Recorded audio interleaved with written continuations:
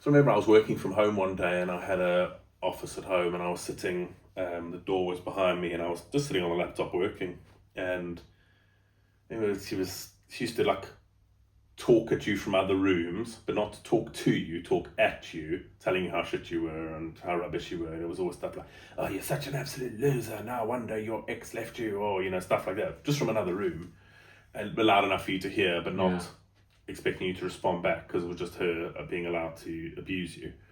And I remember saying something like, it was like, oh, shut up, or something, just like just shut up, or can you just stop, or something. And I turned back to my laptop, and the next second this fist just came round and caught me on the side of the face and just absolutely walloped me. Welcome to From Rock Bottom, the podcast where we explore real stories of struggle, survival and strength. Each weekly episode features honest conversations with people who faced mental health battles, addiction, trauma and life's darkest moments, and found a way to rise again. A quick content warning: some of the topics we discuss may be distressing or triggering. We talk openly about mental health, addiction and other sensitive issues. Please listen with care, and if you need to, take a break or reach out for support. You're not alone, and this space is here to remind you of that. Boom, and we are on. Today I'm joined by Jared Whitaker, an esteemed author, a man who's doing a lot to raise awareness, support men with a lot of taboo issues, so to speak. He's a domestic abuse survivor and he's here today to tell his story. Jared, how you doing? Yeah, brilliant, thank you. Jared, I appreciate you coming on today. I've been looking forward to this. Yeah, me too. Me too. I like watching your stuff because it's real. Yeah. Real guys talking about real things. Mm-hmm. Mate, I love your fucking accent, best accent on here so far. Yeah, my wife loves it, but I don't even hear it anymore. I just think I sound how I sound. Yeah. Alright, Jared, just like everyone, mate, before we get into the story, take me back to your childhood. Yeah, so I was born in Johannesburg, South Africa. Normal family life, mother, father, brother, sister, I'm the youngest. Life wasn't easy for me growing up. I'll say we were quite poor. I struggled a lot at school. I got bullied massively at school. Like, didn't have friends, really got bullied physically, got like really picked on a lot. I was very small at school as well. I was like the smallest kid in the school. I only grew after I left school, funnily enough. So I hated school. I used to beg to be homeschooled, really, really hated it. Kind of kept to myself a lot. I didn't realise at the time, so I'm autistic, bipolar, got ADHD, but I didn't realise any of that at the time. In the 80s, no one checks for that kind of thing. So, it explains a lot nowadays when I look back at it, how I was and that. But I was very gentle and soft and, not loud and obnoxious or anything. So I think, kids just picked on that. So I got really badly bullied at school. Like I said, I absolutely hated it. But when I was 16, my parents said we were moving to the UK, and it was great because me, that was a fresh start. I could kind of reinvent myself, not be the unpopular kid that got picked on, start new. So when I moved to the UK, actually things were great. I was up in Leeds, did my A-levels and had a lot of friends, kind of new life really. Went to university, was good, So nothing overly exciting in my childhood besides the bullying, but that had a big effect on my self-esteem. I used to think, well, still do, but used to think really, really badly of myself. Now, these are just mainly for my own personal curiosity. Where's your ancestors from? So my dad was from Scotland, okay, and my mum from Liverpool.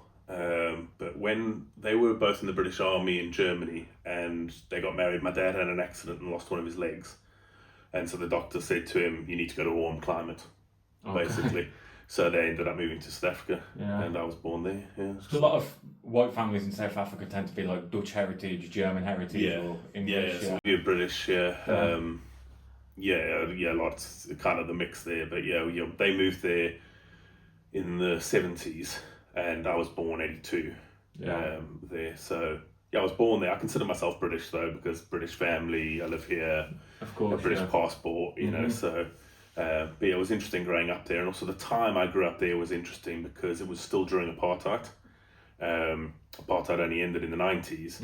So growing up, that was all happening, but I didn't really see it because I was too little and didn't really understand. And the school I went to was a Catholic school, so we had like black children were allowed to come to the school and things like that. So I didn't really understand it. It was only as I got older that I started understanding. And obviously in the mid to late 90s, South Africa started getting a lot more violence, a lot more crime. Which was why we left in the first place. And actually why I left to come back here in 2018 as well, because it just wasn't safe for my kids anymore. Yeah. In regards to the bullying, what kind of lengths was that? Kind of level. What lengths did it go to? Oh, bad, like physical, like I used to get beaten up, like stuff taken, name calling, obviously like drinks thrown on you, things like that. I mean, I remember, if you want to get very, very into it, I remember the one time I was in the boys' toilets, and you have those big urinals that are just like long silver urinals. Yeah. I remember I got pushed into that and then peed all over by some of the other boys, so ended up soaked in pee for the rest of the day. Stuff like that, nice child things.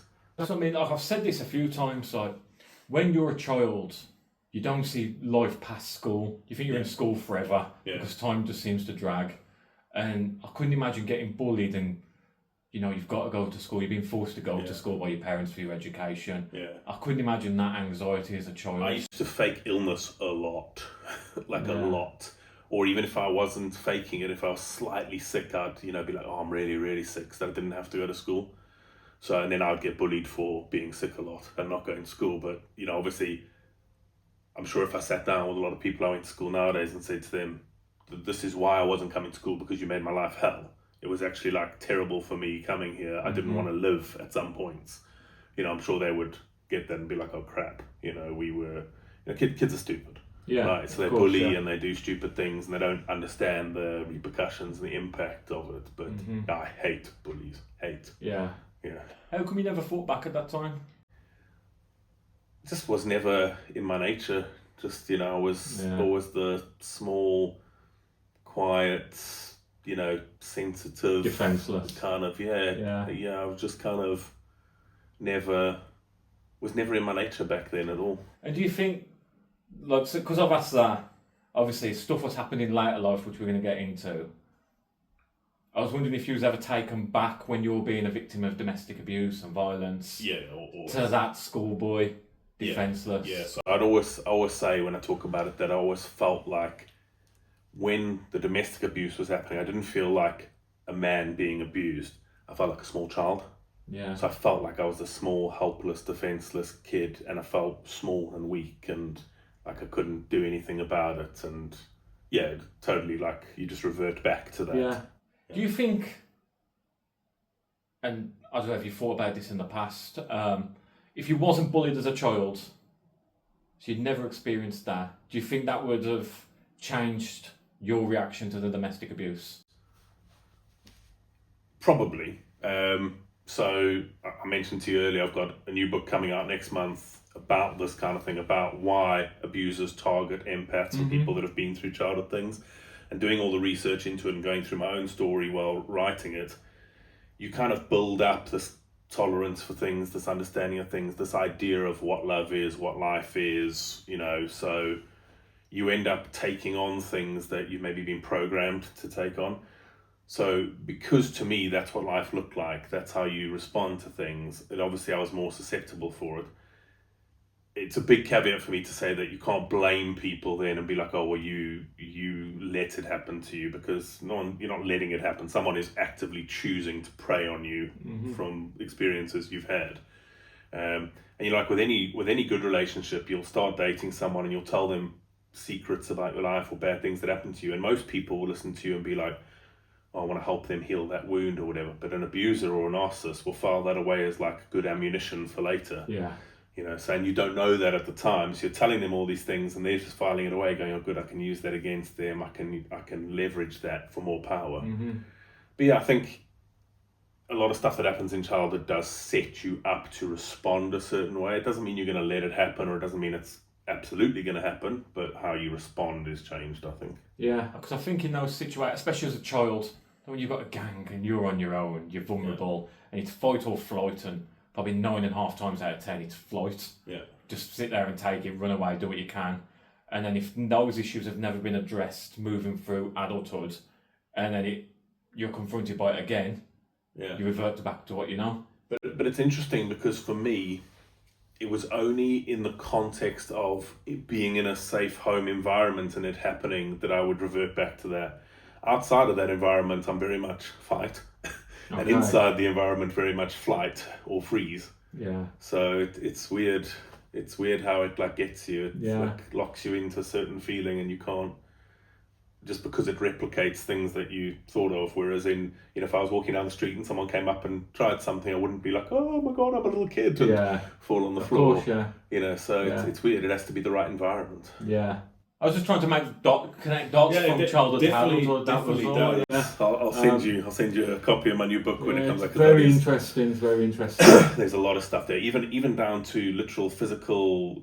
The neuroscience and how your brain actually builds itself with the neuroplasticity and stuff based on stuff in your childhood. Yeah.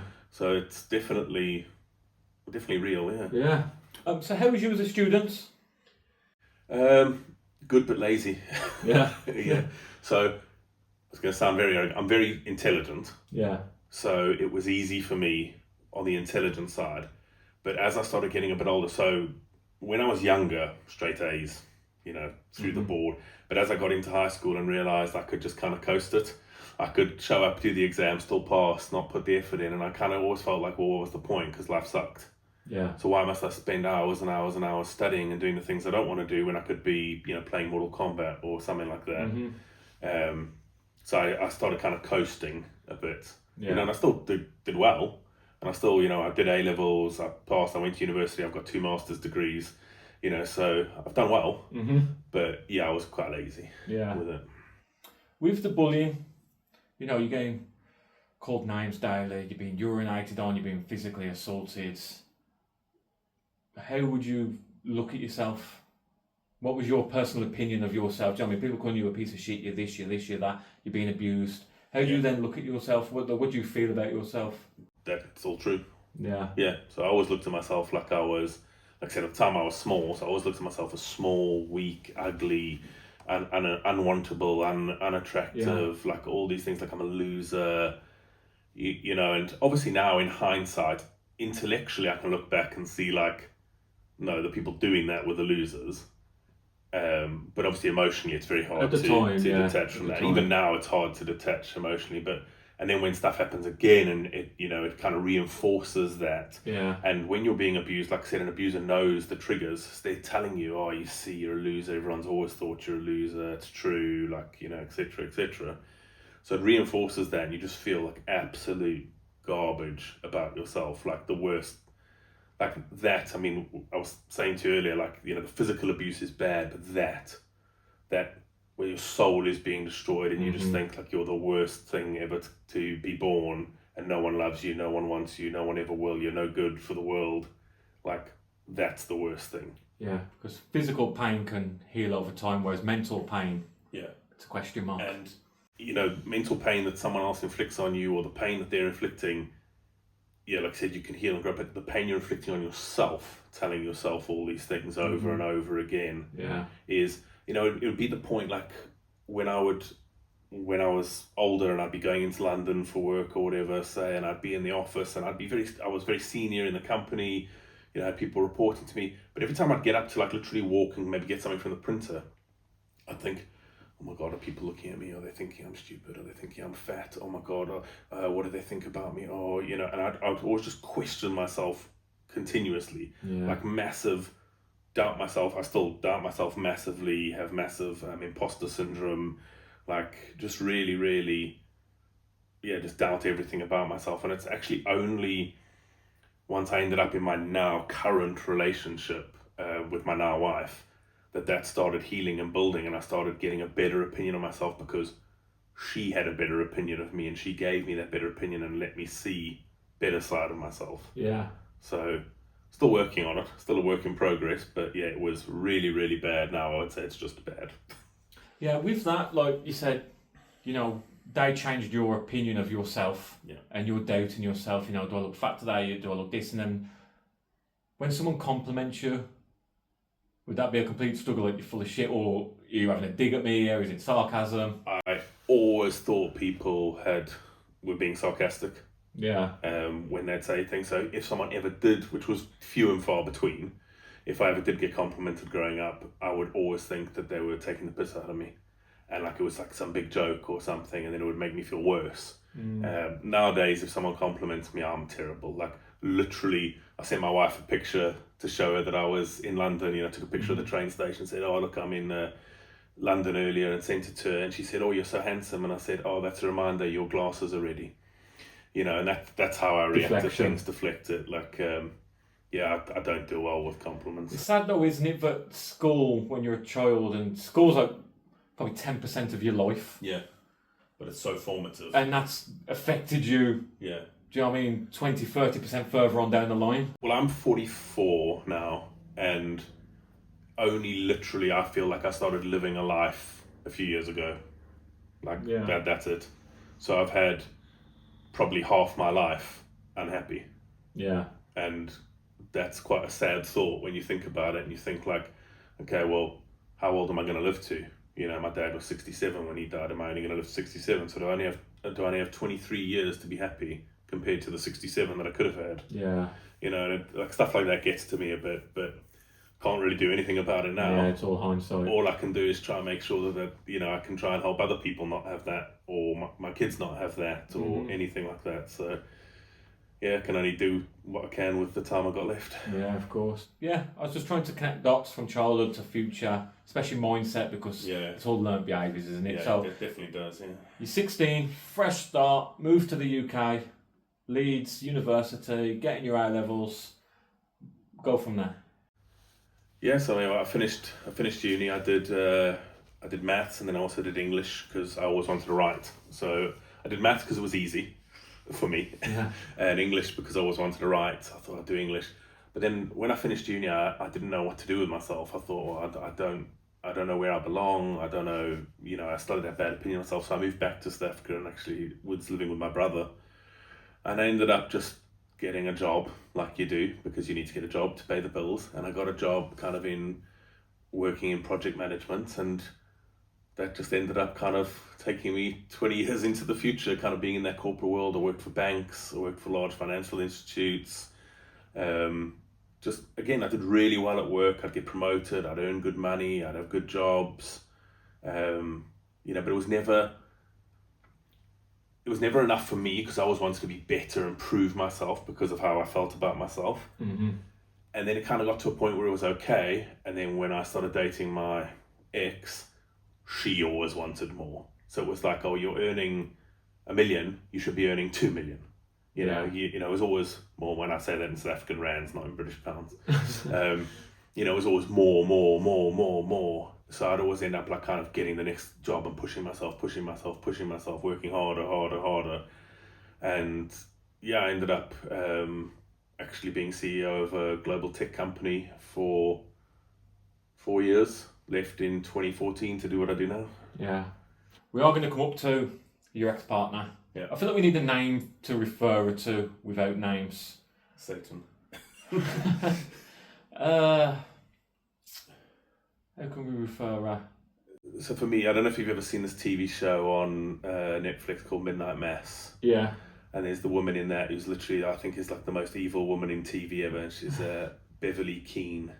So Beverly. We'll call her Beverly. There we are. Yeah. So before we get on to Beverly, how was your relationships leading up to Beverly?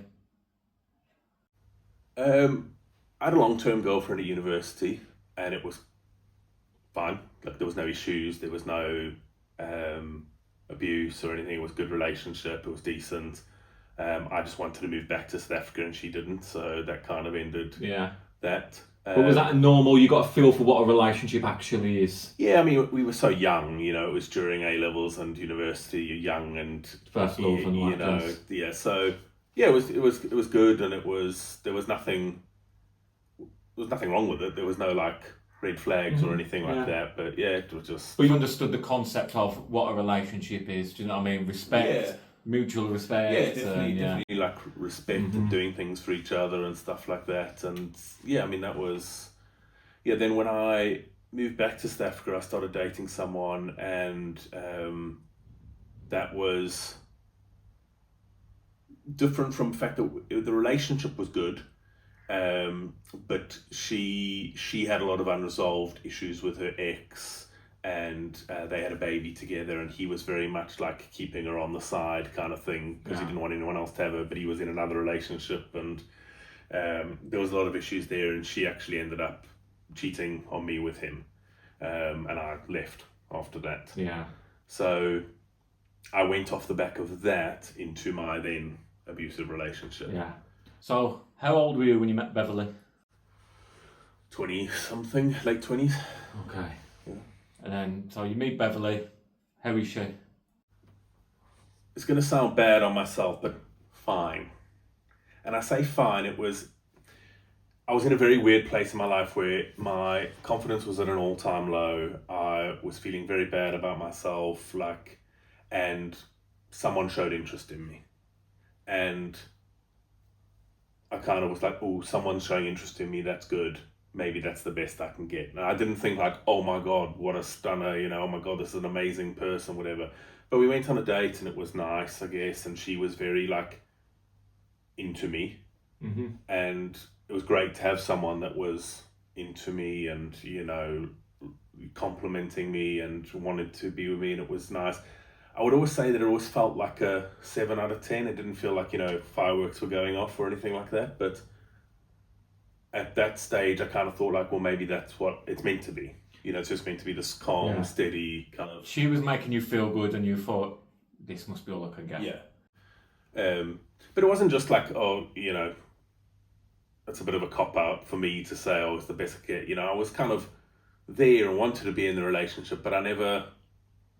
now that I understand what a good relationship is, it's a very different feeling. Mm-hmm. So at the time it was kind of... And it went bad very quickly, which is the thing that I didn't realize until in hindsight, that it was actually very controlling and the abuse started very quickly.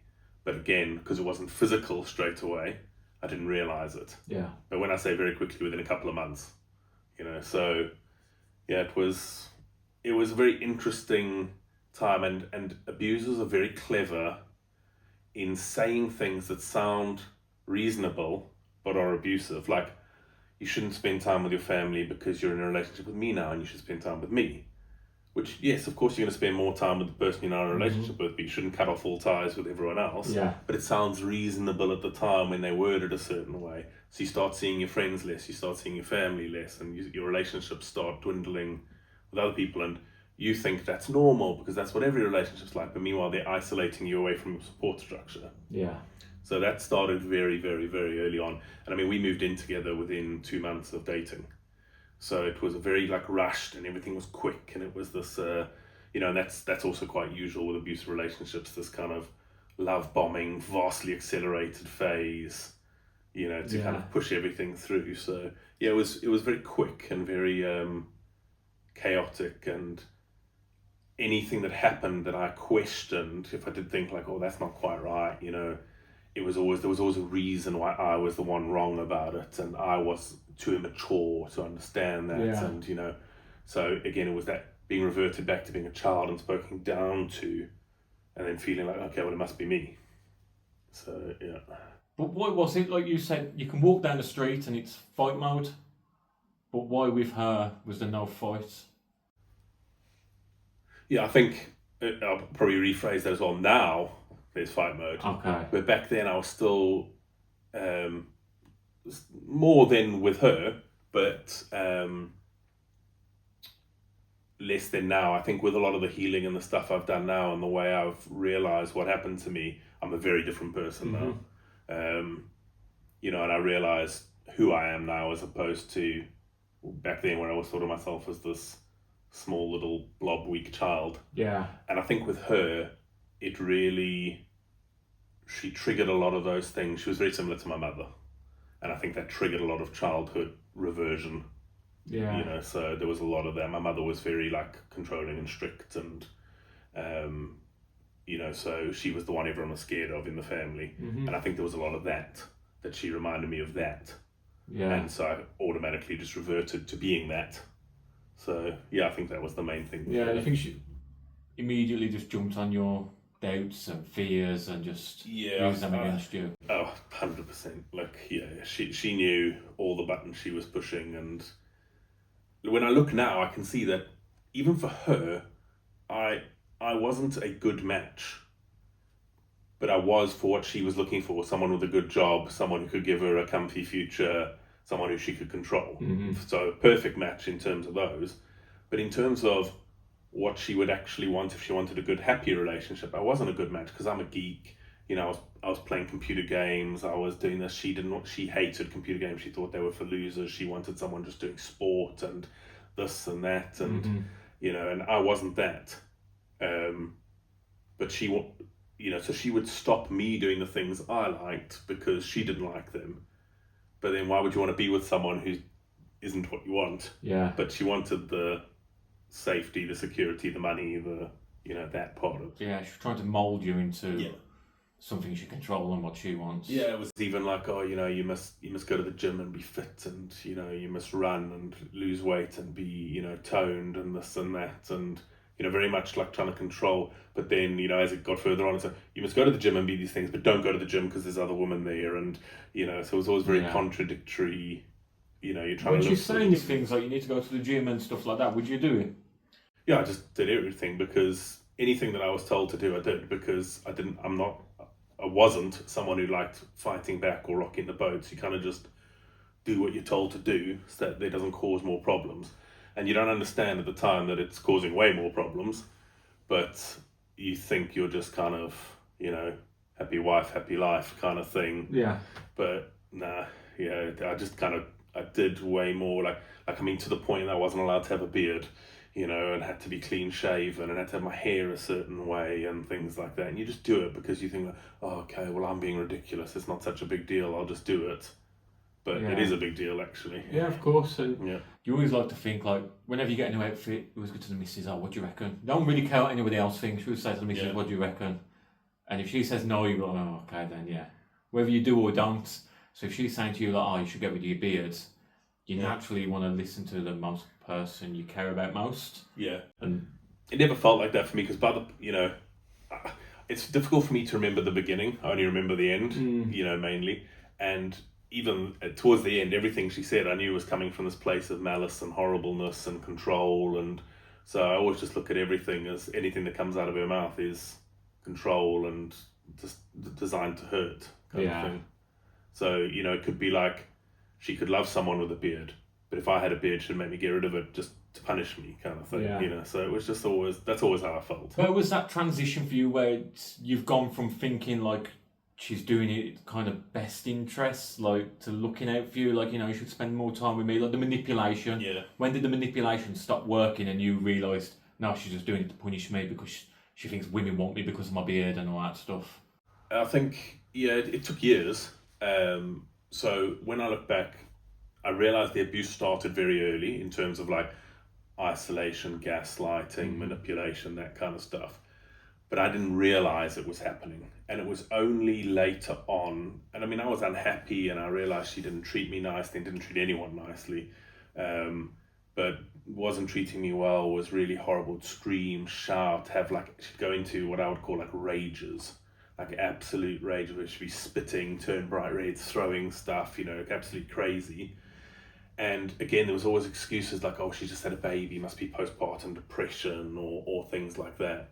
And it was actually only when she hit me the first time that things started to click a little bit, going, hey, maybe this is more than just my fault and chemical imbalance or whatever. Maybe she's actually doing these things. And then I started to realise, and I still stuck around for years trying to make it better, do it for the kids, can fix it, etc., etc. Maybe it's me. Like all these thoughts go through your head, and then the problem is every time you put up with something, the next time it escalates, and the next time it escalates and escalates and escalates and escalates till we get to the point where you either get killed, you kill yourself, or you just resign yourself to the fact that this is your life now. Yeah. So So it's gone from like the gaslighting and you need to do this, you need to do that. How's that transition into violence? Was it threats first, or did you just come out with it, or was it subtle stuff first, like throwing stuff? And Yeah, I think it becomes more physical stuff without the violence first, like throwing things, breaking things, like she'd break my phones, my laptops, pick them up and smash them on the floor kind of thing. Stuff like that where it's violence to objects. how would she justify that? Like breaking your phone, for example. Like, how does she justify that? So she, like, for example, we were away one day and she said, I want to go through your phone. So those were the things. But at that point, it was like, give me your phone, I want to go through it. Because she wanted to check if there was anything on there, which I'm so anti-cheating. I'm like the one person in the world you don't have to worry about because I'm just so against it. Mm-hmm. So she would, I'd unlock my phone for her because it would have like my fingerprint or whatever. And she'd go through it, she'd check all my emails, my messages, any websites I was on. Like, she would check absolutely everything in detail, read all my confidential work emails. And I'd say to her, some of that stuff is confidential, you're not meant to be reading it. Like, I worked for like high-powered banks and things like that. It's got, information in you shouldn't touch. And she'd go through everything. And then I remember I went to the bathroom and I took my phone into the bathroom stupidly to, go to the loo and doom scroll, as you do. Yeah. And she was like, why have you got your phone in there? Why have you got your phone in there? And I was like, I'm just literally watching like reels or whatever. You can't even have a shit in peace because you're getting someone, screaming and shouting at you. And I mean, she broke the door open. This was a place we were staying in. She broke the latch on the door, broke in, snatched the phone out of my hand. But when she snatched it, it locked. So she was like, oh my God, you've locked it. You clearly trying to hide stuff from me. Unlock it right now. And I'm on the toilet, like trying to sort myself out. And I said to her, like, no, you're being ridiculous. Oh, you won't unlock for me. Oh, smashed it, stamped on it. I was like, well, that's what you get. Like, whatever. Then quickly realised what she had done, grabbed the car keys, left me there, quickly went, met up with her friends and family, told them how terrible I had been and, whatever, and a whole different spin and different story of what had happened. So that next time I see them, I'm the bad guy, but meanwhile, she is. And that's how it always went. What do you think she'd tell people a story? Like, do you think it's to justify it to herself? Because in reality, she could have just kept it isolated. She could have broke your phone. Nobody needs to know. You ain't going to tell anyone. Yeah. She doesn't need to tell anyone. It's fear that I will tell someone and then she might look bad. And they can't have that. Abusers and narcissists cannot look bad. They always have to be right. They always have to look perfect. So I think she'd always try and get ahead of it. Okay. She'd always do that. So the only person I ever spoke to about stuff was my brother. And what she'd do is, I'd ring him and he'd be like, yeah, I've already spoken to her. And she would have got to him first. So he ended up getting to the point he didn't want to be involved because she'd be saying one thing, I'd be saying another thing. But yeah, I think they justify it to themselves. They want to believe their own lies, but they also want to cover their asses. So they just want to make sure that they come out of it smelling like roses no matter what. Yeah. So I remember once she literally went absolutely mental, and I'd already spoken to her parents. At the point I'd spoken to them and said, look, her behaviour is like terrible. And they agreed, and they were like, she needs help, she needs to be on medicine, there's something wrong, she's got anger issues, it's really terrible. Bring her around tomorrow and we'll all have a sit down and a talk. And she went mental that night, and she was trying to break into like I said, I'd sleep in the spare room, and she was trying to break in, and I'd locked the door. And she was literally going absolutely mental, and I phoned her dad and I said, listen to this. And he was like, what the hell? Give me the phone. When she comes through the door, give her the phone. And she got the door open, and I gave her the phone. I said, yeah, talk to your dad. And she spoke to him. Then she ran off, got in the car and drove around there. They came back the next morning. He came back and I said to him, oh, did you have a chat with him? And he was like, you better not talk to me, you. And he was swearing at me and this and that. And you lied and you made up this whole thing. You staged her breaking into the room, like whatever. And I was like, oh my God. So no matter what she said, they would just believe her. And you could see that they didn't actually believe her, but it was just easier than having to deal with it for them. Yeah. So it was just, you couldn't win. And anytime anyone did call her out, because they would call her out on stuff because her behaviour was terrible to them as well, she would just go into such an epic rage, screaming and shouting, that eventually always gets to the point where they have to then come and apologise, or I have to then come and apologise. She is never wrong. Yeah. And that's how they all are. It's textbook narcissist playbook. They're never in the wrong. It's always someone else's fault. Yeah. And then it's hard for you because you can't even, when you're most vulnerable, you're trying to get help, and it's just getting flipped onto you, or not believed, or just buried because nobody wants the aggro. Yeah, no one wanted it. And then when we moved to the UK, she used it as quite a clever extra bit of control that, things work differently here. So if you say anything or do anything, the kids will get taken away by social services. So the kids will get put in foster care, and you don't see the kids, they'll get split up. You won't see them again. They won't see each other again. So if you ever say anything to anyone, that's what's going to happen. So that was kind of laid on me from the beginning of moving to the UK. And then it was, then it started getting more blatant of, you're the guy, I'll just tell them you did it. Very much like, well, I'll just say you did it, they'll believe me, not you, because you're a guy. Yeah. So, which turned out to be true. So her saying that regarding the kids, like, if the social services find out there's domestic abuse going on, the kids will get taken into care. Yeah. You won't be able to see them now, get split up, it could be horrible for them. So it shows that she knows what she's doing is wrong. Yeah.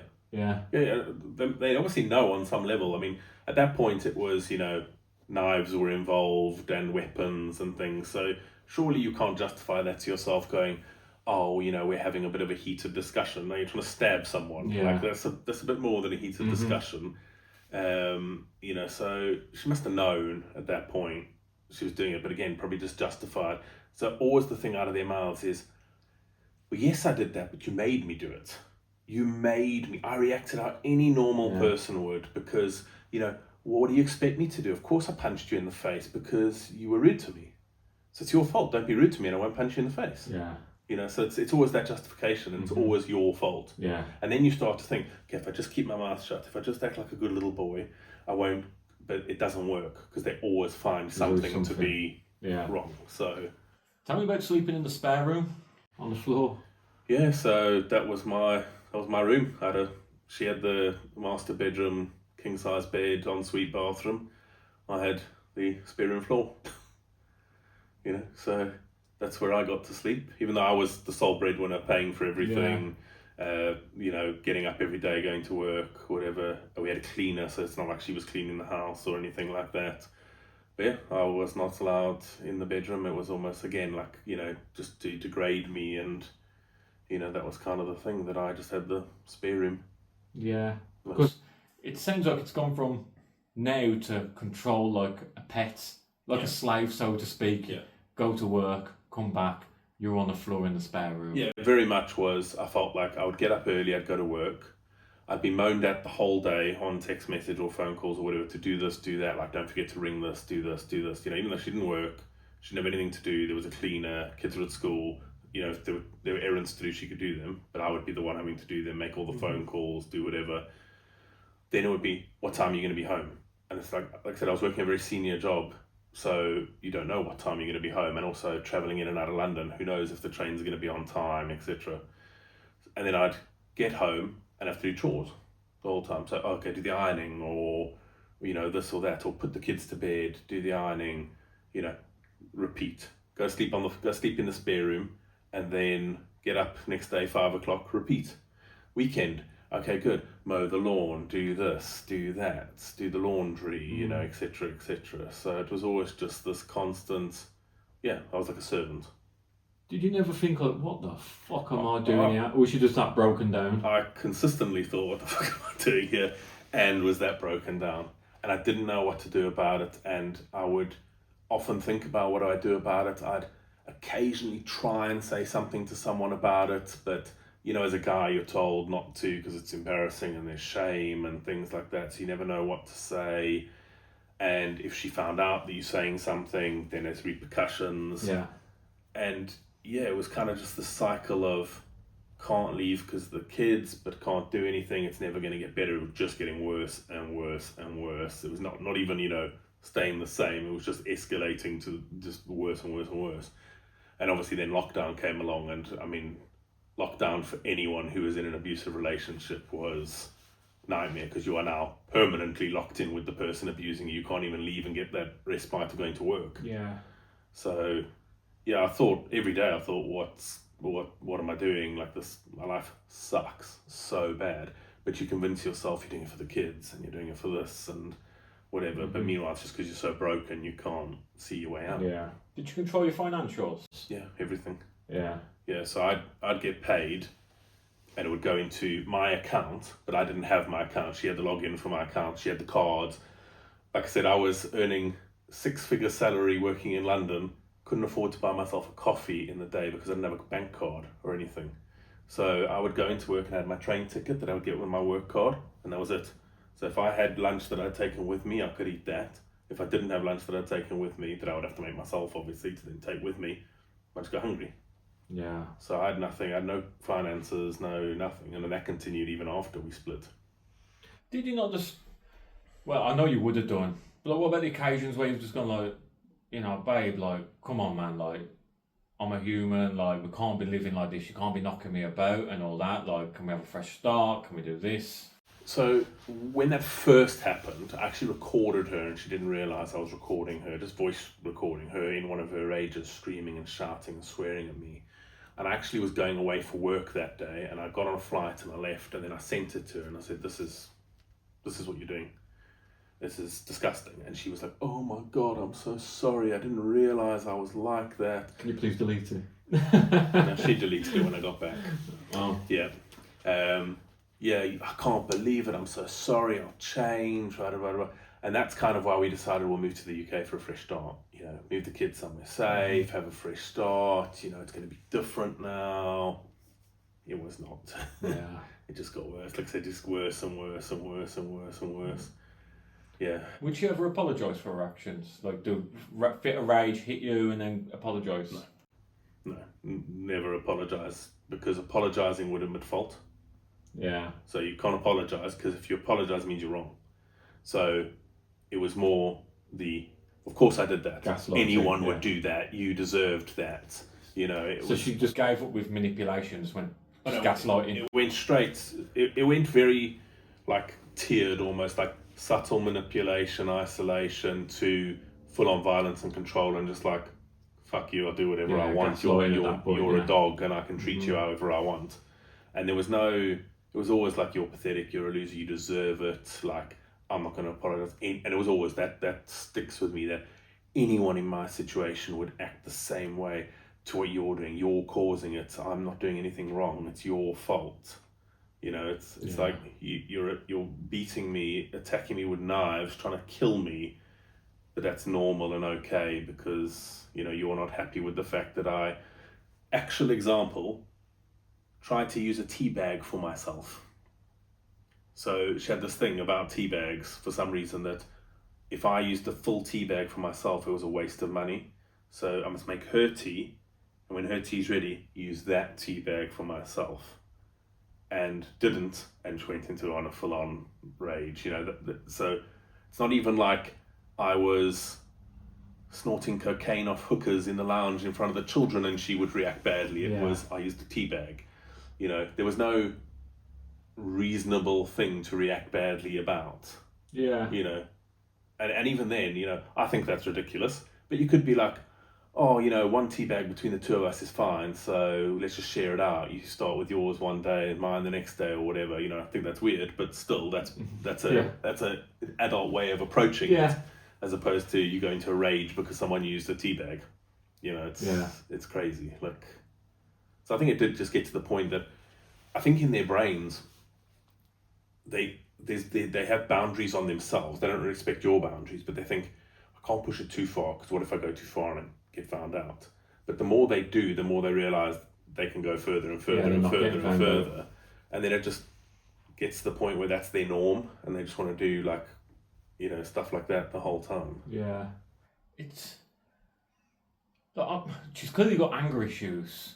But it's weird, like, a reaction like that over a tea bag. Yeah, when there's just no need. She had anger issues. Even when we started dating, I could see she had anger issues and she would, like, freak out. But again, it's always this victimhood approach of, oh, but you didn't know what happened to me when I was younger. It's like, well, you don't know what happened to me when I was younger, but I'm not going around screaming and shouting at everyone and, you know, abusing them. So, yes, obviously your childhood shapes you, but you can't use that as an excuse for then treating people badly. Do you think she enjoyed it? Yeah, I think she enjoyed the control.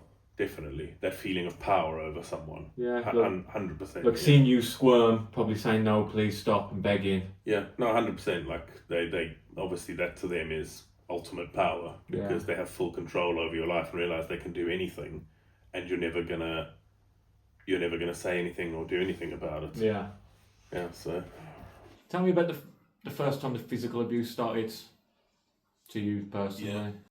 So I remember I was working from home one day, and I had a office at home, and I was sitting, the door was behind me, and I was just sitting on a laptop working, and she used to like talk at you from other rooms, but not to talk to you, talk at you, telling you how shit you were and how rubbish you were. And it was always stuff like, oh, you're such an absolute loser, no wonder your ex left you, or stuff like that, just from another room, and loud enough for you to hear, but not expecting you to respond back, because it was just her being allowed to abuse you.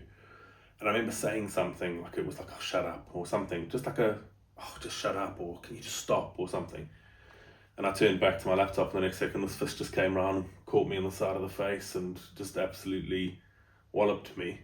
And she's quite a big girl, so strong, like, and it hurt. And I remember thinking, what the hell? And literally I stood up thinking, what the hell is going on here? Like, she's just punched me in the face. And then the doorbell went, and it was her mum. And so then you're trying to be like, act like nothing's happened, and be like, oh, you don't know what to do because now you're in this situation. And then again, it's that because nothing happened, it can happen again. And then it happens more and more and more and more and more. And, oh yeah, okay, I might get called a name or two by him if I'm going really bad, and he gets a little bit upset and says something back, but he's not hitting me back. So I can just go more and more and more, and it escalates to the point that objects are then used, and things are used to hit you, or things are thrown at you, or knives are pulled out, or stuff like that. So just the more they get away with, the more they try and get away with. Yeah. And I suppose they need to escalate, because she's probably in her head teaching you a lesson. Yeah. So she needs to escalate it further for her own lessons. Yeah, it is exactly like, and she would often actually say that, like, I'm teaching you a lesson, like, for what I don't know, but they still say stuff like that. So it was like I said, it's the years of escalation. How frequent was the violence? More and more frequent the further down the timeline you go. Yeah. So what would be maybe like once a month, then got to multiple times a week kind of thing. And the last time when we were still living together that it happened was literally was the morning, and it lasted like 40 something minutes. It's not continuous hitting and violence. And then there was one more incident of physical violence after I'd already left and split and just came back to see the kids. So yeah, but it just got frequent. How far would she take you? She would have killed me. Like 100%, she would have killed me if I was still there. I'd probably be dead by now, because there was, like I said, there was knives, there was things getting thrown, she tried to drive over me once, plates smashed, curtain rods used. So definitely would have gone pretty far. I think. And how is it? Obviously, she's hitting you. You're going to be left with physical marks, and like you're going to work in an office where people ain't going to see people with marks over them and black eyes and that kind of stuff. How are you playing this off? Football. Yeah. So it was always broken ribs the one time. Went in with broken ribs. Football. I play five-a-side football, because I did play five-a-side football. I play five-a-side football. I'm the clumsiest football player in the world. Come in, broken wrist. Football. You got bruises. Football. It's hurting you to sit down. Football. And I do look at that, and I did write about it in one of my books, thinking that surely people who worked with me must have thought something. Like, or did they literally just think, oh, he's a guy, he must just be really bad at football, Yeah. So, you just try to brush it off, and then when it's all things like, I can't stay late because my wife says I have to come home, or I can't come out for drinks afterwards because my wife says I have to come home, or I can't come out for drinks because I don't even have a bank card to pay for drinks. Do people think like, what the hell, or is there still this stupid stigma where people are like, oh, henpecked, So I do think that people do need to stand up and take a little bit of responsibility for the people around them and say, like, there was clearly some issue. whether it was maybe I was on drugs or something or whatever, but no one ever came and said, "Are you okay?" Nothing. Yeah. So, and actually my one book I wrote about that is called The Indifference of Good Men, and it's literally about that. How do you spot the signs? How do you help someone that's being abused? Because people aren't just going to rock up to work and be like, "Hey everyone, I'm being abused." Mm-hmm. So how do you spot that? How do you actually help people? Because, you know, we have a responsibility as people to help each other. Yeah. So how do you see that and do it?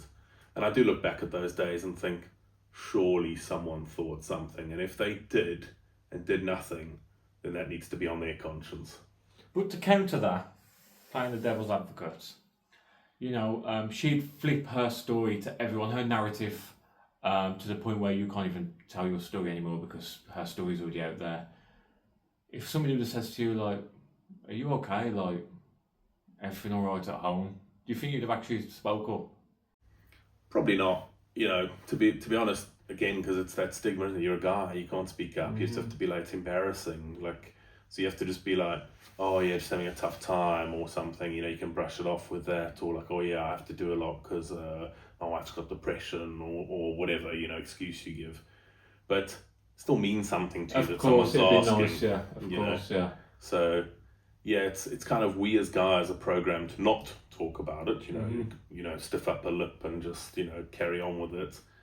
But that's something I think needs to change, because there's a lot of men in the world nowadays, even if it's not domestic abuse, but mental health issues or anything, that need to be able to just talk to someone and say, "Well, you know, no, I'm actually not okay, and this is happening in my life." Of course. You know, and that would make a big difference to people.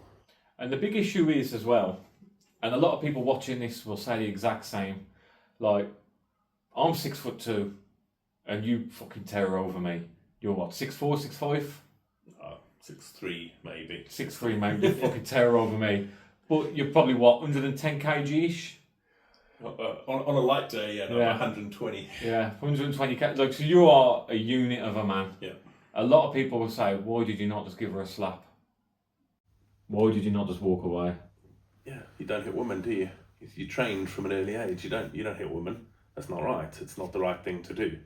And I do believe that. I do believe that men shouldn't hit women. I also believe women shouldn't hit men. Of course, yeah. You know, so that no one ever teaches little girls that, do they? Yeah. They tell all boys you shouldn't hit women, but where's the people telling girls you shouldn't hit men or anyone? Or pretty much just, unless you're in a boxing ring or you're doing it as a sport, don't hit anyone. Pretty much. Yeah, of course, yeah. Rule It's of wrong life. to hit people. You know, yeah. You know, my dad always had this thing with, you don't start a fight, but you finish it. Mm-hmm. You know, so you don't go out looking for fights or hurting people, but if someone obviously does something to you, then you can defend yourself. Yeah. But yeah, you just don't hit a girl. You know, you just don't hit a woman. It's not right. And the problem is, you know, there's that side of it. Yeah. Imagine if I had. Of Imagine I course. turn around, whack. Police, he hit me. Did you hit her? Yes. Okay, off you go. Mm-hmm. You know, as it turned out, I got arrested, even though for not hitting her. But you know, Yeah. you don't understand that that's the way the system works at the time. So if you do hit back, you're the bad guy. They can hit you 10 million times, and you can turn around and hit them once, but you're the bad guy. Mm-hmm. So the society, the stigma, the system, it's all designed kind of, unfortunately, against men from this regard.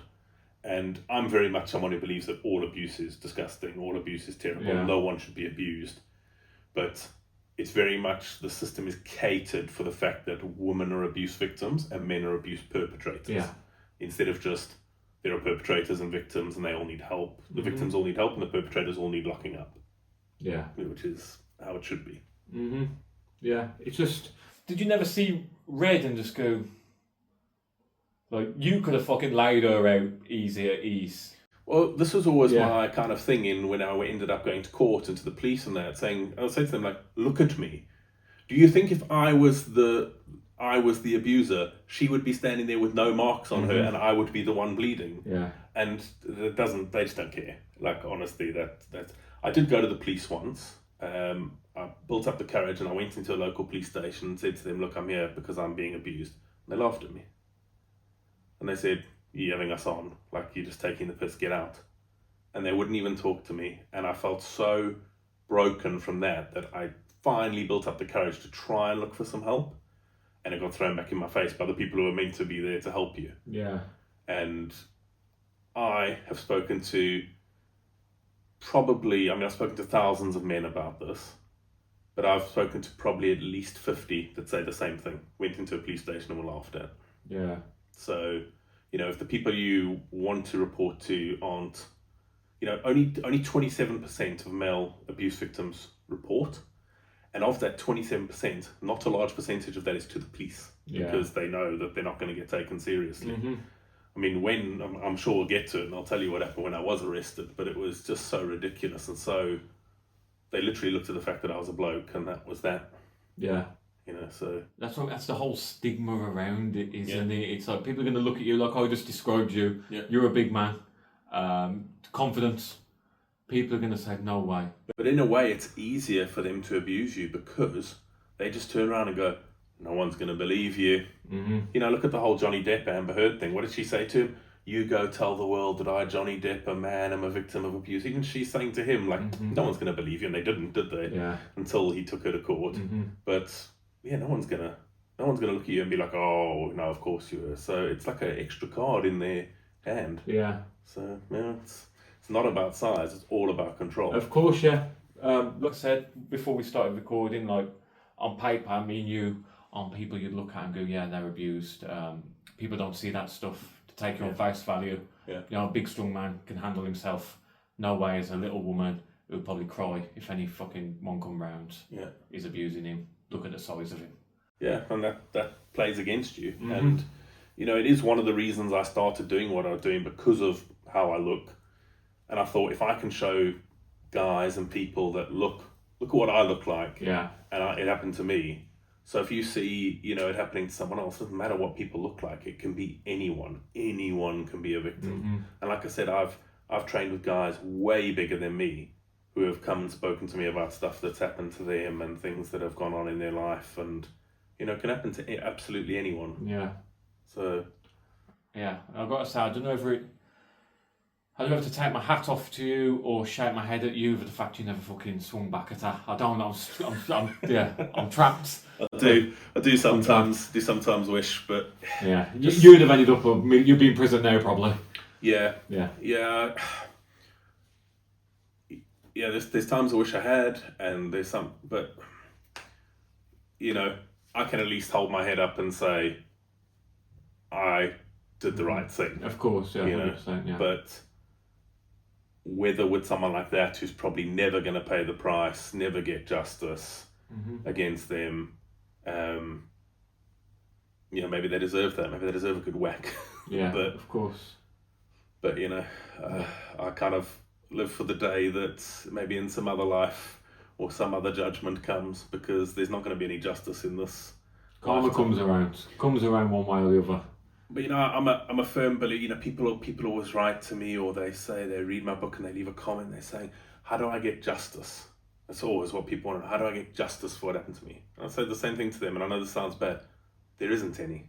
There's no justice. Yeah. My case, 10 years and then 4 years post-separation abuse. What justice is there for that? Let's say she got arrested for a year. Is that justice? For 14 years of torment and a whole life of PTSD and whatever. Where's the justice in that? I mean, if you look at, there was that show on Netflix and on Channel 5, that My Wife, My Abuser, where the guy was abused for 20 years and he had all the footage. She's already out. So he had 20 years of that, and now everything he has to go through. So that's not justice. That's a little bit of a slap on the wrist. So there is no justice. Yeah, completely agree. So with Beverly, from your top of your heads, what's the worst single case of domestic violence you went through with her? So violence, so physical, would have been knives, where she'd try to stab me. She'd actively come at you trying to stab you? Yeah, kitchen knives. So I'd always grab these kitchen knives and try to stab me. And I remember the one, because I did sort of fight back the one time, and I kind of had had enough, and I thought things might have changed after that, but they didn't. She was trying to stab me, and she was literally going at me, and I was holding her arm back, and she was trying to stab me. And eventually I thought, well, she's going to kill me. So I just grabbed her hand and went, and just squeezed it. Yeah. And obviously she went, oh, and dropped the knife. And I said to her, if you ever pick up a knife on me again and try to come in with a knife, I'll break every single one of your fingers. And I was holding her fingers and she was going, oh, it hurts, it hurts, it hurts. And unfortunately for me, as I was doing that, son came downstairs and saw it. He was like, oh, you're hurting mummy. So I let her go.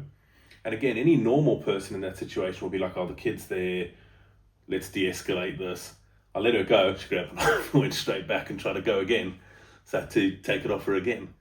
But yeah, so it was that. I mean, in terms of actual physical harm, would have been the final time, the day that it eventually was my last day living there, where I can't even remember what it started with. Again, it was literally nothing. It was, she said something and I said something back or whatever, and she just went ballistic and started hitting me, literally came up to me and just started going.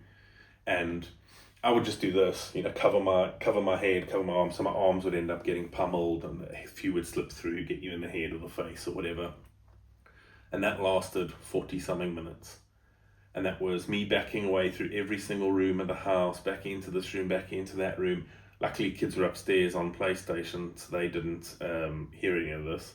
Well, they might have heard it, I don't know, didn't see any of it. Backing away, her screaming, swearing, hitting, till eventually I got backed into a corner and she was just hitting. And I mean, from boxing, how much it starts to hurt when you get hit in the same place over and over again. That guard, yeah. Yeah.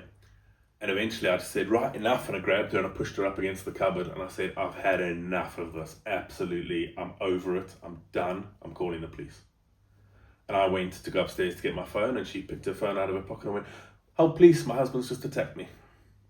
And that was, police showed up and they looked at me, bloody mess, shirt ripped, bruised, looked like I've just gone 10 rounds with Mike Tyson.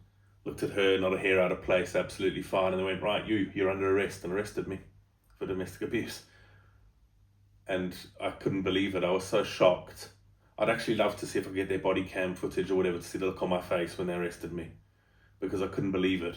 I was like, are you serious? And I thought, this is so ridiculous. And to be fair to them, it was a male police officer who interviewed me and a female police officer interviewed her. And when she came in, the female police officer, to arrest me, even he was like, can I talk to you outside? And I think he realised that this is not, but their training and their policies are to remove the male from the house. So they took me to the police station, chucked me in a cell, processed me, chucked me in a cell, left me there, I don't know, hours upon hours, and then they came and said, okay, you got a call with a appointed solicitor, you can have a quick call with them. She was like, this is completely ridiculous, I've read the report, don't worry.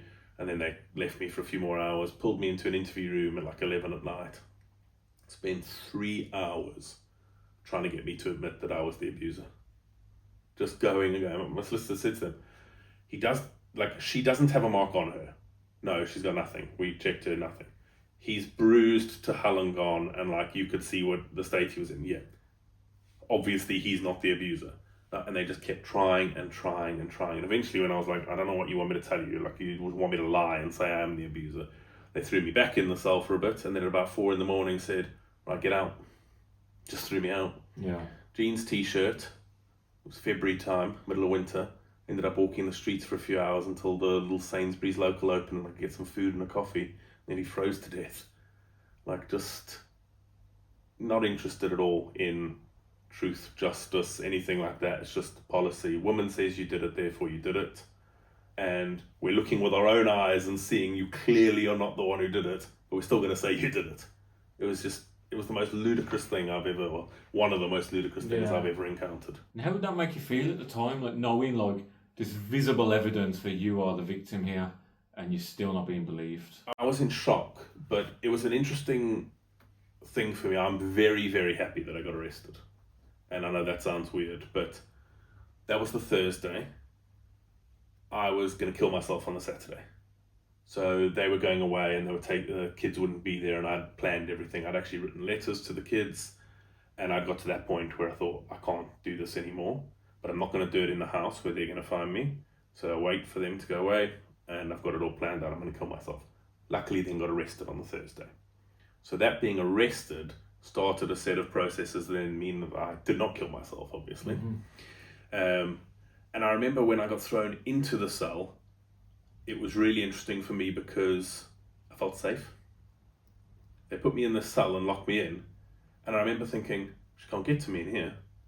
I'm okay. One of my worst fears was that I'd get arrested, and it had come true, because I was worried about what's going to happen with work, what's going to happen with this, what's going to happen with that. But it had happened, so there was no point worrying about it anymore because it had happened. And I was lying there, and they must have thought, this guy's the coldest, most disgusting abuser on the planet because he's fallen asleep. And I just slept. And I slept probably one of the best sleeps. Well, first of all, I had a bed, you know, and I just slept. And I just felt safe. And I remember thinking, well, this has happened. I don't ever have to go back. So it was almost like this freedom that I'd been given, that I don't have to go back now, because how can I go back into a house where she's claimed this has happened and I know what's happened? So I never went back after that, never went back to live after that. I could go back to see the kids and things like that. But that eventually got to the point where I had to say, I'm never stepping foot in this house again, because it didn't stop the abuse, me not living there. It's crazy, isn't it? Even though the police are involved, she's still then continuing it. Yeah, but she would have seen that she did everything she did, and I was the one who got arrested. Away with it, So it's extra like, oh yeah, look, I can just do this again. Yeah. Yeah. She probably felt untouchable. Yeah, I mean, they do. They honestly think that they can do, say, and get away with everything. And unfortunately, it's because they do. You know, and because they have that card of, you know, and I'm sure this happens to a lot of female abuse victims as well, but in this case, when it's a male abuse victim, they've got the extra card of, oh, but he's a guy. And there's that whole extra layer on top of it. So they do get away with everything. How was it for you at the time? Because, like you just mentioned quickly, like, you're being painted out to be the abuser here, the woman beater. Yeah. You've got that hanging over you, work, finding out you're a woman beater, your social circle, what's left of it, friends and family, all that kind of stuff, you know, woman beater, and that's a label no man really wants, because it would stick with you. Like, to me alone, that hanging over me would terrorise me. Yeah, I mean, I was... Luckily, with the work I was doing, she had no contact with any of them, so there was no... I did worry she would, like, just reach out to them randomly on, like, LinkedIn or something and tell them, but there was nothing there. But so I just said I had to have the day off, kind of thing. You know, I was in jail. So I took a few days off and then kind of went back to work, and I ended up living in a hotel because it was lockdown. So there was nowhere really to go or move to, but the police gave me a thing that said I could stay at one of the Premier Inns, which was like for care workers or things like that, so I could stay there, and it was like reduced rates, so that was good. But it was crap, because it was lovely to be free and have my own place to live, but, you know, Premier Inn, there's no oven, fridge, nothing like that, and because it was lockdown, there was no restaurants open or anything like that, so it was getting cheese and crackers from Lidl every day and living on cheese and crackers, pot noodles with the kettle, stuff like that. And that was nearly 3 months of living like that, which was not great, but it was better than the alternative. But yeah, it's amazing how things change, and then you're worried that people are going to be told. And it did happen eventually where I would go to pick my kids up from school, and you'd all the parents stand on the playground and chat to each other or whatever, and I'd chat and everyone would chat to me. And then one day I came to fetch the kids from school, no one would come anywhere near me, and I was like, okay, what started?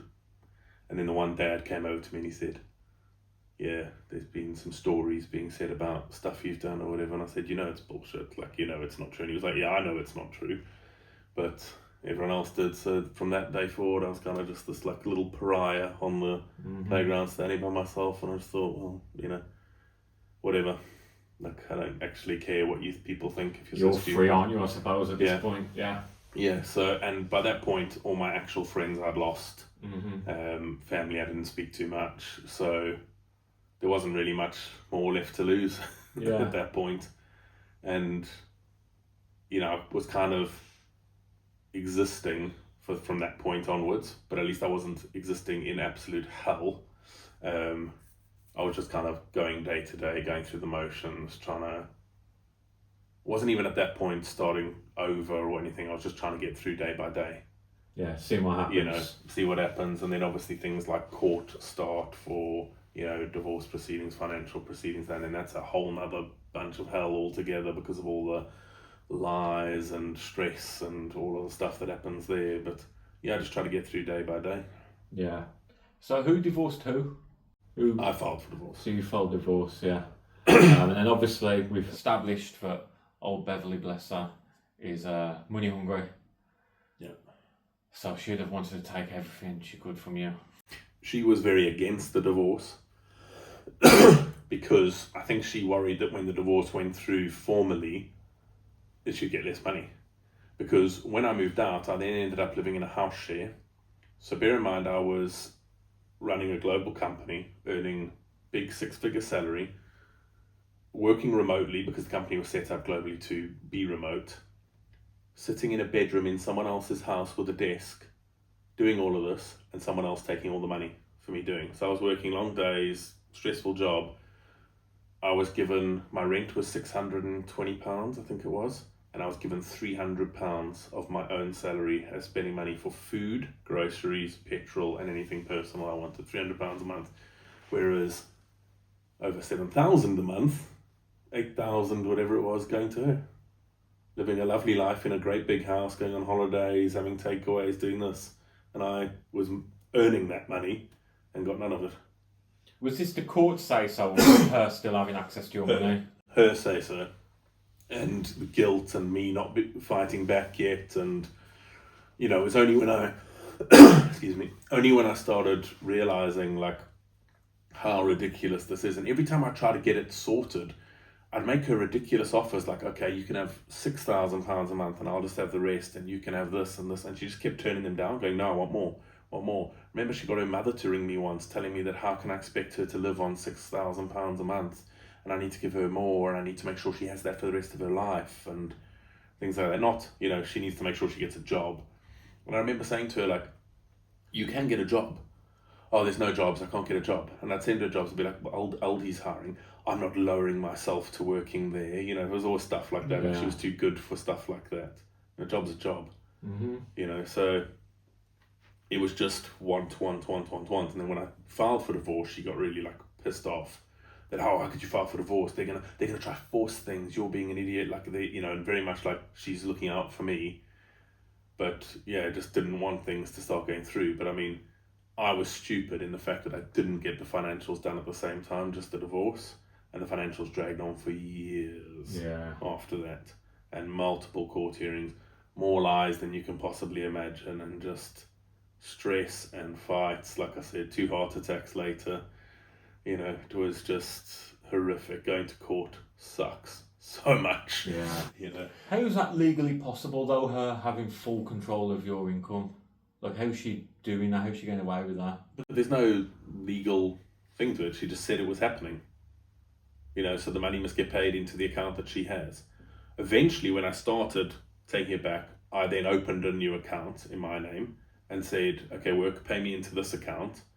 And then I started transferring her money, so I started transferring her less. And that obviously was not happy days for her, because even though I was still giving her over £4,000 a month, she wanted more.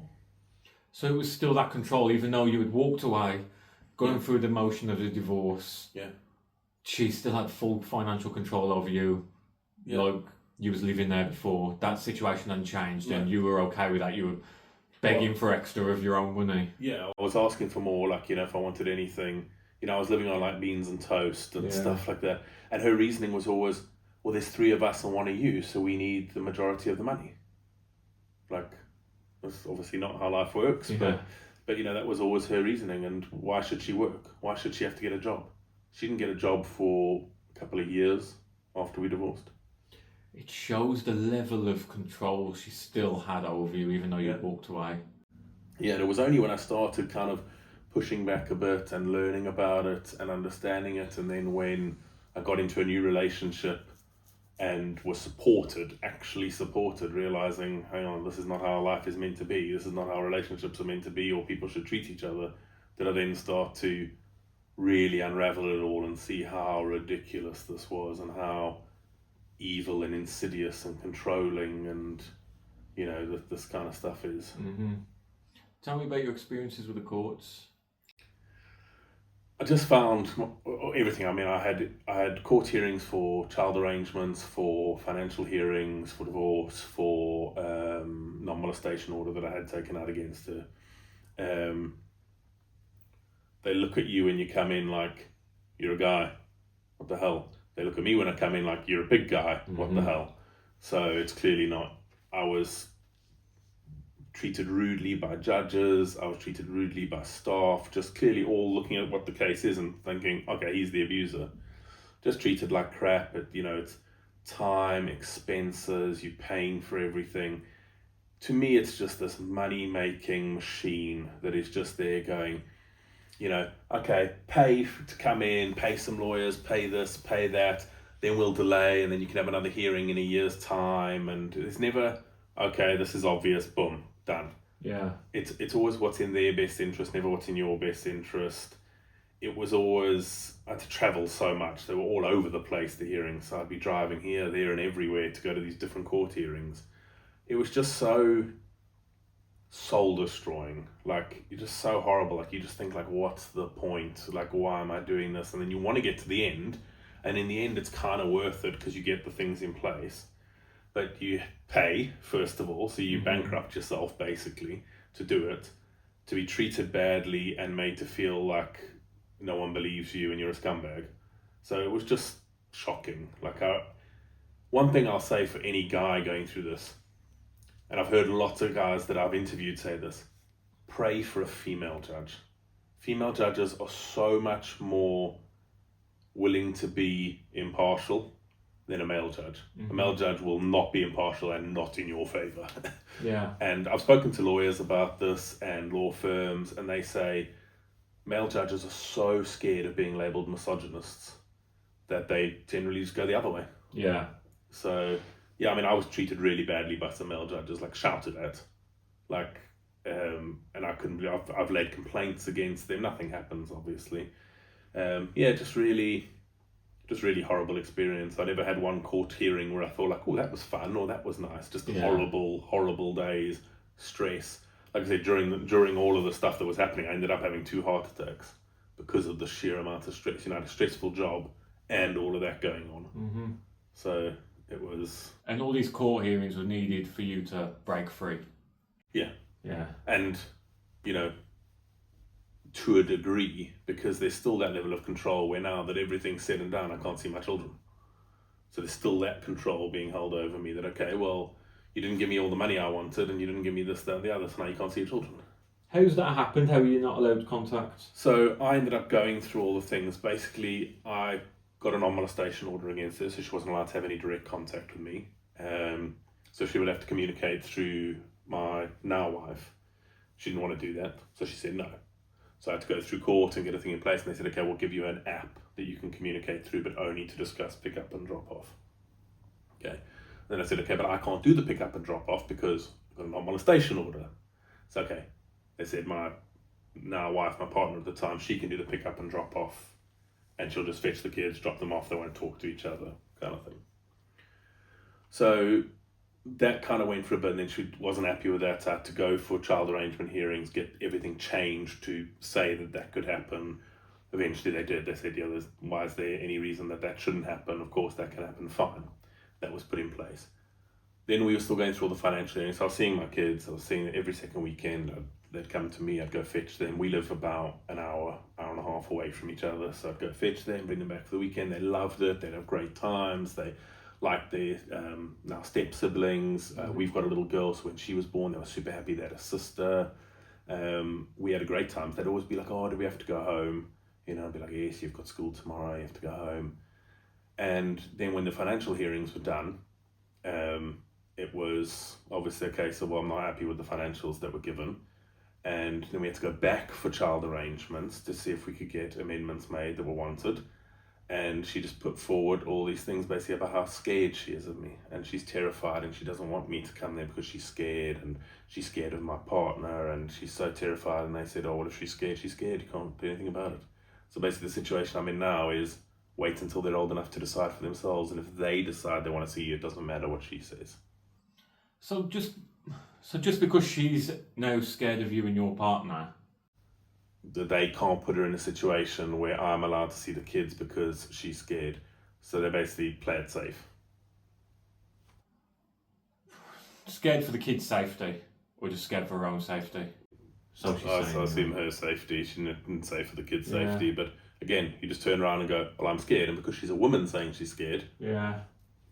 I know the system's like this. We spoke about this before, but I just don't see how a system can see like, okay, she's scared. She's got no reason to be scared, but she's scared. Leave her to it. Bless her. She's scared. Yeah. Why should that affect you seeing your kids?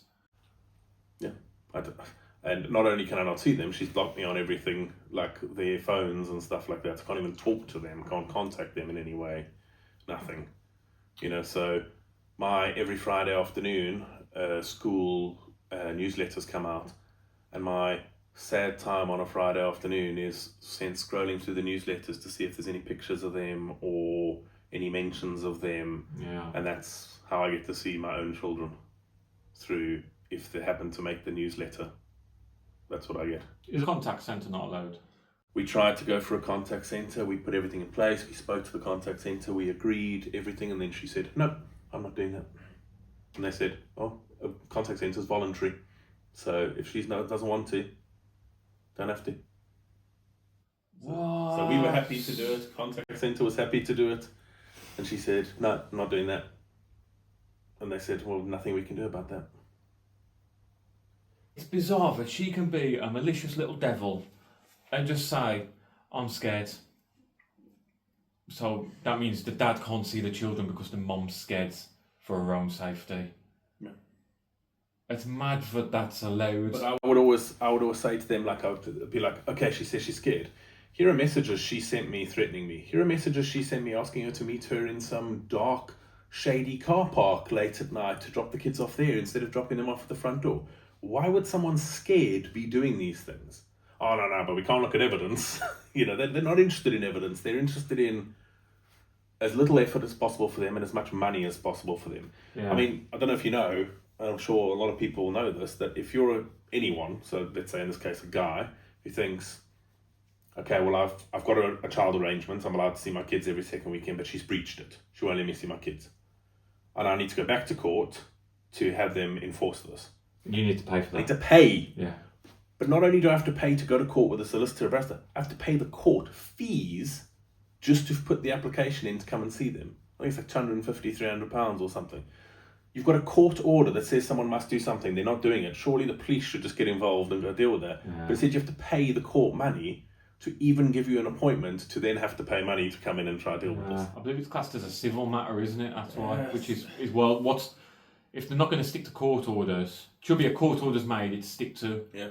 If the mom doesn't stick to it, the mom should be dragged to court. Yeah. If she doesn't give a reasonable explanation, she should then be forced to pay court costs naturally. Yeah. But it's not. It's just this money machine. Yeah. And I remember the first time, because obviously when I left the corporate world, I had nothing. I didn't have money, nothing. And the first time I couldn't afford the £250. I didn't even have £250 That's what I mean, yeah. to do it. So, it's just like you're trying to save up £250 to put in an application that someone's breaking the law, basically. It's so just like mind-numbingly weird. That's the heartbreaking thing. You've got good dads who can't see the kids, and these are good dads. They go to work. Yeah. They pay the way in life, and it's an expensive life to live in this country. They ain't got 250, 300 quid spare just to throw to a court for a hearing. It's just stuck. Yeah. So what can they do? Yeah. I mean, there's so many terrible dads out there who get to see their kids, and so many good dads who want to see their kids and want to have a part of their life that can't, just because someone's bitter. And that's, I'm sure that goes the same for women as well, but obviously the space I deal with guys who are going through this, and I wrote a book about parental alienation, which was heartbreaking to write, obviously going through it and then talking to other guys going through it. It's just such a ludicrous system, honestly, just ludicrous. How do you get through it, not seeing the kids? You don't. You just kind of live with that hole. So it was my son's birthday the other day.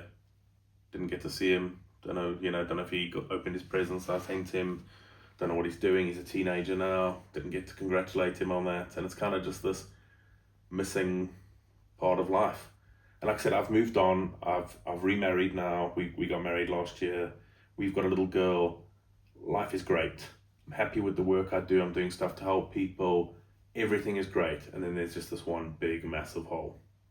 That's the one thing missing from my life. My life would be perfect with that. But, you know, I just have to hope. So my every day I kind of deal with the same thing is I am trying to build a life that when I can see them again, they'll be proud of. They'll be proud of the stuff I do. They'll be proud of the work I do. I'll be able to give them a beautiful room in the house. Or, you know, I try, obviously this kind of work does not pay well, but I try and make a bit of money so that I can put it aside for them, send them birthday presents, send them Christmas presents, you know, put aside a little bit of money if they can go to university or college or whatever. But I just try and build a life that when they can come back into it, they'll be proud of. And that's all I can do. What about the what ifs? The what if old fucking devil is poisoning the kids? So when they are old enough, they'll say, "Go fuck yourself, Dad." Oh, that is 100% happening. 100% happening. Of course, yeah. But again, with the work I'm doing and with the life I'm building, they're both smart boys. I'm hoping they'll be able to see through it. And there was already signs that they did see through some of it. So all I can do is keep everything. I've got everything that if they want to look at the evidence one day, they can read my books, they can see all the cards I've sent them, they can see all the letters I've sent them, they can see everything. So if they turn around and go, "You never sent us a birthday present for years," and go, "Well, actually, here's all the photographs of all the presents, the mailing slips, the deliveries signed for." So they were sent, they were just kept from you. I just have to hope that that's enough. And I do have a couple of guy friends that have gone through similar that have good experiences now and good relationships with the kids. So I just have to hope that that's... But to not go through that, the flip side of that, I would be dead. Like, I would not be able to keep going through all of that, keep going through all that punishment, keep going through all that, like, heartache. So I have to hope that the time I've missed will be worth it one day. Yeah. And that's kind of all I can do. And the truth comes out. Yeah, but again, there's no justice, so it'll never make up for it. But hopefully I can make the best of what I've got with them when I can do that. Yeah. What do you think justice would be? I don't think there's justice. You know, even if she got put away for life now, arrested, kids came to live with me, she got put away for life. That's not justice, because that's punishment. Because I still have to live with everything that happened. They still have to live with everything that happened. It'll never make that better. So I don't think justice is a true reflection of it. Yeah. Yeah, but, you know, it would be nice for some punishment. It would be nice. Of course. You know? Yeah. But, yeah, I try not to look at what if this and what if that. You know, I had a roommate at university, a Greek roommate, who always used to say to me, if my grandmother had wheels, she'd be a skateboard. And I was like, what? And he said, well, you can say if about anything, can't you? Yeah. If this, if that, but, you know, so I guess that's not what happened and not what, you know, so you just have to deal with what you can. Yeah. Just a shame, because I feel we both know she's going to be sat there poisoning. Oh, yeah, she was, even when I was seeing them, you know, they'd come and be like, "Oh, Mummy says you don't give any money for us every month." And I'd be like, "Here's my bank statements," and show them. And I literally would show them and be like, "Here's what I'm giving for you." "Oh, Mummy says this," and I'd be like, "Here," and show them. And I would never badmouth back, because I thought, well, that's not the way to go. I would just be like, "No, that's not true." Boom. There's facts. Yeah. You know, so she was definitely doing it. I mean, even when I was doing, you know, what was it my son said to me? "Mummy says you only do strongman because you're a fat, greedy pig who just wants to eat a lot." I was like, okay. Whatever. Yeah. It's as easy as that, I reckon. Yeah. Yeah. Yeah. Yeah, so, yeah, you know that's happening, but you just have to hope that they see the truth one day. I'm sure they will. I am sure they will. Yeah. What would you say to what support is there for men who are the victims? Look, if I'm a victim right now, what support can I get free? So it's a big problem in this country and in the world that there's over 380 organisations dedicated to female victims of domestic abuse, and there are 38 registered organisations for male victims of abuse, so 10th. I mean, in terms of funding, I think it's 99% of funding, government funding goes to female ones and 1% goes to male ones. So there are some organisations now. I didn't know about them at the time, which is kind of why I do what I do, because at the time I could find nothing, I had no support, so I thought if I could write stuff for men, that they at least have something they can read and learn from, and it's got support, references and stuff in. But there are some organisations like, there's the generic men's mental health ones like Andy's Man Club and stuff like that. But there are more specific domestic abuse ones like Mankind Initiative, Abused Men in Scotland, in Wales, there's Jonathan House Ministries. So there are male places you can ring and there are support lines and that. But I'm not going to sit here and lie to anyone. It's hard, right? There's no magic button that you ring up and say, this is happening to me, and they click their fingers and it's sorted. It's hard work. It sucks. Things probably get worse before they get better. It's a long, long, long, long road to get out of it. But all I can say is, as someone who's got out of it and got to the other side, it's so worth it when you finally get to be yourself again. Because you haven't been yourself the whole time you've been someone else. You finally get to be yourself and live life and realize that you've got more to give. Because most men in this situation feel like that's it. They've got nothing to contribute, nothing to give. They've got no life left.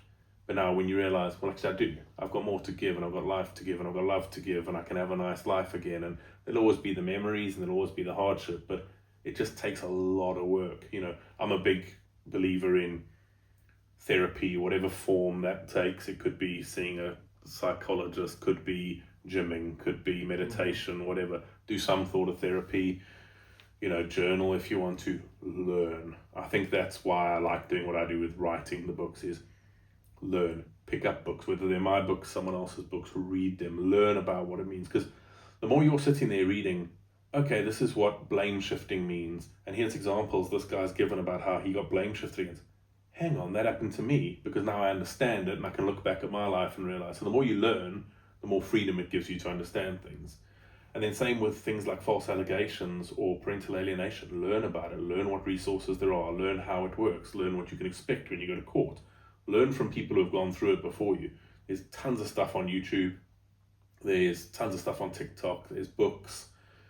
So there's lots out there, and I try to put a lot out there for guys that they can get, and just hopefully have some hope that, here's someone who gets it, someone who's been through it, and I can try and learn from this. Yeah. I just think there's a total lack of support. Well, I mean, if you look at the government, you look at the speeches they give in the houses, and they'll talk about all these victims of VOG, violence against women and girls, and even though the figures of VOG include male victims, but they don't tell you that, they just say women and girls, they'll read out names of females that have been murdered, or names of females that have had horrendous abuse, but there's no one standing there reading out names of men that have happened to, or saying violence against men and boys. I'm very much, they should just call it violence against people, and deal with it. And and I say, a lot of people have goes at me saying, you shouldn't be talking about domestic abuse against men if you care about domestic abuse against men. And I was like, well, it makes no sense. No, it's because you're making it a gendered issue. And I'm like, no, I'm not making it a gendered issue.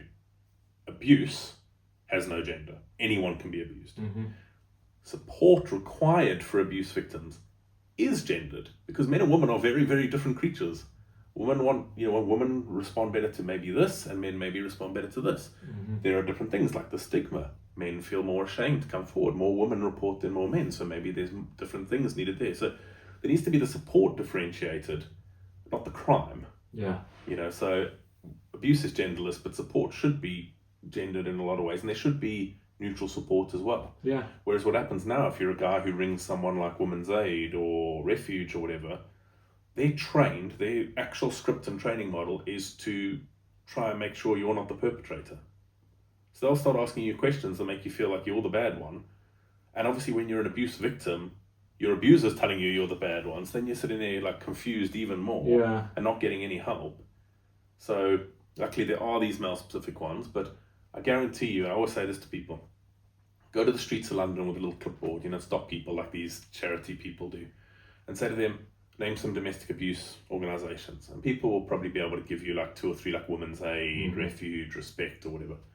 Okay, now tell me 3 male domestic abuse things.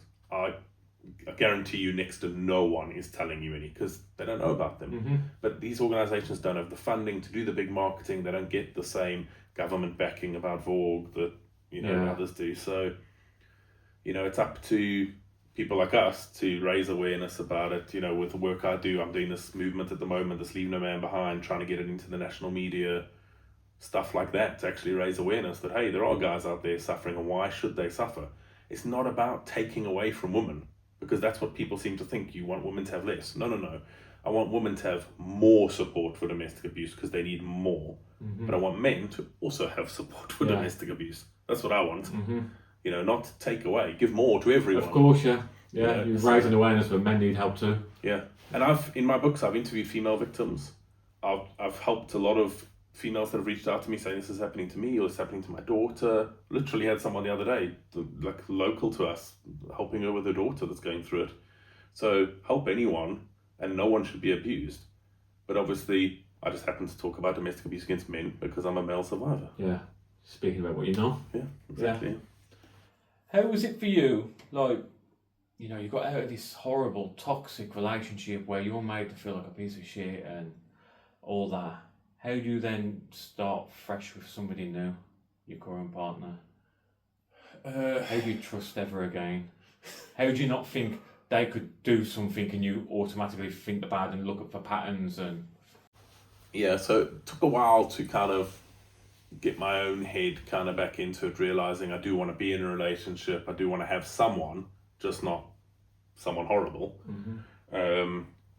And there was a massive amount of fear going into it, like massive. I was absolutely terrified. I've never ever been on a dating app before, but I thought, okay, that's going to be the way to go because I can screen and filter and question. yeah. And then I thought, I can't go on a dating app like Tinder or whatever because I've heard it's just, you know, hookups or whatever. So I have to go on one of these proper adult ones where you're looking for actual people interested in things. So I ended up one day just paying to go on this service, and I put all the things I like and all the things about me, and I was very honest and open, and I thought, okay, at least people can then see who I am, I can see who they are, see if I like the look of them, whatever. And I was absolutely terrified to go on this thing.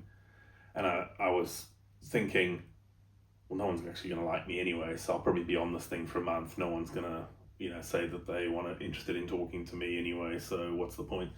And actually, I remember I signed up on a Sunday night, and I put in all my, you know, you put in all your parameters that you want or whatever, and you set up your profile, and it literally popped up and it said, like, recommended for you. And I saw this woman, and I thought, she is beautiful, way out of my league, like way out of my league, no way, but, you know, I'll put a like her. And I went to bed, and I woke up in the morning, there was a liked you back, and I was like, and we ended up chatting, and we spoke loads and loads before deciding to meet, just trying to get to know each other, understand each other. And I think in a lot of ways I just got so lucky. And we're now married and have a kid. Yeah. You know, and it was guarded, and it was, luckily, unfortunately and luckily, she's been through the same thing. So she understood, I understood, we kind of helped each other understand, and it was her last relationship before me and my last relationship before her. So we could kind of go through that and help each other, and she knew together. She had already learned a lot that I hadn't learned, and, you know, and being in that relationship with someone, to me, who was way out of my league, who liked me, was great because it helped me build my confidence back up, but also someone who was just supportive. And, you know, I'd say, oh, I really want to start doing strongman because I've always wanted to do strongman. I've loved it. I've watched it for years. I just want to train. And she'd be like, okay, next day she'd be like, here, I got you a belt, some shoes. Here's a coach you can organize. Like, do it if you want to do it. You know, it's so weird that suddenly you're being supported and loved. And I mean, we've been together years and years now. Like I said, we've got a kid. And I still every day think, like, how did I get so lucky? Like, and I look at it kind of, you know, we say to each other that we deserve it. We just were owed it by life. Yeah. That we both just found exactly what we wanted. And I mean, we've been together years. We've never even had an argument about anything. Like, our relationship is so good, and so we were talking about this the other day, saying it's not even a good relationship, it's like better than good. And we just like both love each other so much, love our lives together, support each other, are there for each other, want each other to win and succeed. It's so vastly different from the life I've known. Yeah. But it's just amazing. Like, It's crazy to me, but you know, I'm obviously very happy with it. So, and she's happy, so I don't know why, but Yeah, like you said, it's what you both deserve. yeah. So Yeah. that's what we think. Look, we deserve it after everything we've been through in life. Finally owed something good, and that was it. Yeah. How come you decided to step away from the corporate world to then go into writing and raising awareness and helping others? I never wanted to be in the corporate world in the first place anyway. So like I said, I studied English because I wanted to write, but I just never had the confidence to do it. I was always worried that people were going to think, oh, it's rubbish, or, you're not talented, or whatever. And when all of this was happening with the courts and things like that, I was just seeing this huge gap that there's nothing for men. There's literally nothing. And actually, I was sitting watching the Johnny Depp trial one day and thinking, well, he did it. He came forward and said it's okay, and no one was giving him a hard time about it. And I thought, what is there for guys? And I started looking around, and there just wasn't much. It's all these very niche communities on social media and things like that. And I thought, well, you know what? I've got a story to write. And I sat down and I started writing, and I thought, this is what I want to do. I love writing. I love the fact that since my books have been out there, I've had people sending me messages saying, like, this literally saved my life. Thank you so much for what you do. Like, I really appreciate this, got this, because, it's not just men. It'll be like a woman saying, I bought this because my son is going through this. Thank you, it really helped me, whatever. And seeing that I'm actually making a difference. And when you're in the corporate world, you make a difference to someone's pocket. There's no real satisfaction. There's no satisfaction. There's no difference I was making to the world. It was the second I left, I was forgotten. There's no difference in life. Whereas I've literally been on phone calls with guys who have been trying to kill themselves, and I've spoken to them through it, and they haven't, and they've got on with their lives now. And that is actually something to be proud of. And I'm very hard on myself, and I don't feel proud of myself, but I should. And I can look at that and think, what's more reasonable to be proud of? Someone making lots of money doing something that doesn't really better the world, or doing what I'm doing, making a difference and actually trying to help people that need it, that someone can just pick up a book and feel better about themselves, or feel that there's hope. And so I chose that. Tell me about some of your books. So first one I wrote is the one I'm doing this movement about. So it's called Why Didn't You Just Leave Them? Which is the number one stupidest question that every abuse victim gets asked. Well, why didn't you just leave them?